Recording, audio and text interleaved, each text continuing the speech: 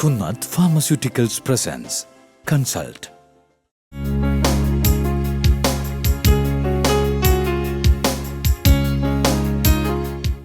എന്താണ് insulin pumps?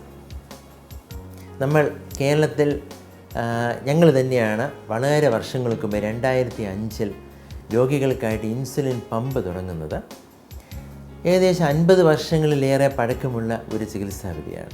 പക്ഷേ ആധുനിക ഇൻസുലിൻ പമ്പുകൾ ഒരുപാട് ഗുണമേന്മയുള്ള ഒരു ചികിത്സാവിധിയിൽപ്പെടുന്നവയാണ്. ഇൻസുലിൻ ഉള്ളിൽ നിറയ്ക്കുവാനും പതിയെ ആ ഇൻസുലിൻ ശരീരത്തിനുള്ളിലേക്ക് കടന്നു പോവുകയും ചെയ്യുന്നു.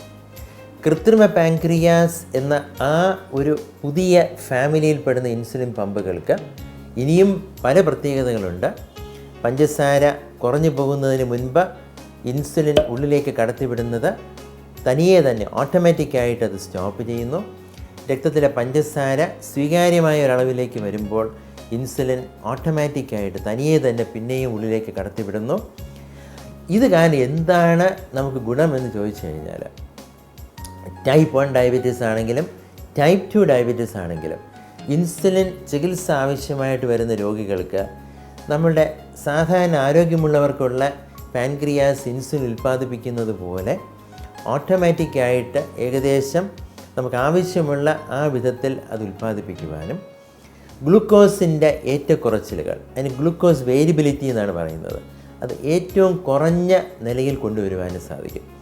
ഗ്ലൂക്കോസ് വേരിയബിലിറ്റി ഒരുപാട് കുറയുമ്പോൾ അത് കാരണം രക്തക്കൊഴലുകൾക്കുള്ള സാധാരണ പ്രമേഹം വരുത്തി തീർക്കുന്ന ഗുരുതരാവസ്ഥകൾ വരുന്നതുമില്ല.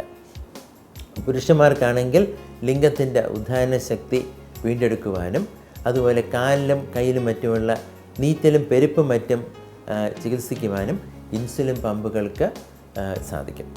ഇൻസുലിൻ പമ്പുകൾക്ക് വില അല്പം കൂടുതലാണ്, പക്ഷേ മേന്മ ഒരുപാട് കൂടുതലാണ്. നമുക്ക് അത് ഉപയോഗിക്കുവാനുള്ള സാമ്പത്തിക ശേഷി ഉണ്ടെങ്കിൽ മാത്രം ഉപയോഗിക്കുക.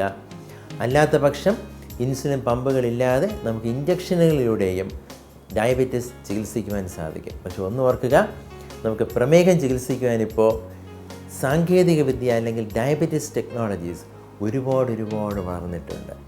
നമുക്കെല്ലാവർക്കും അഭിമാനിക്കാം. Thank you.